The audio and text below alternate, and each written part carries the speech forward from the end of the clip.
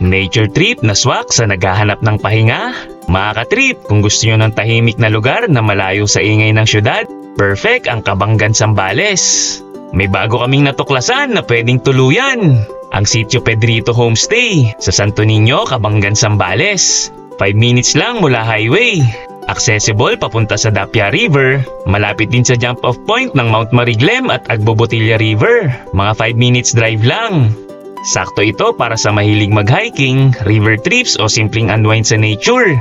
Perfect din para sa family outing, birthday celebrations o barkada getaway. Exclusive ang place, kayo lang ang gagamit kaya mas relax at mas solid ang bonding. Pwede kayong magluto, may swimming pool para sa chill vibes. Simple pero komportable ang air-conditioned rooms.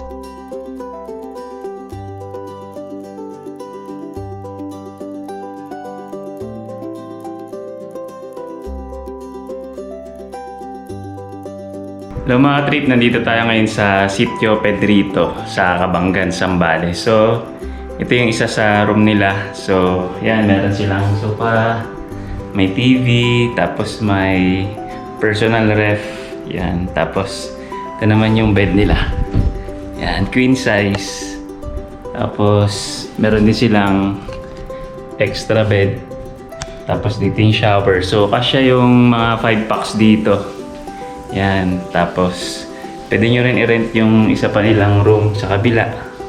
Yan, tapos ito yung swimming pool. So sobrang relax dito mga ka-trip. Mga ka-trip, ito naman yung isa nilang room. So meron siyang double deck. Yan, tapos meron siyang sofa dito. And then dito naman yung washroom niya. Yan. So nasa tapat din kayo ng swimming pool. Meron din siyang aircon.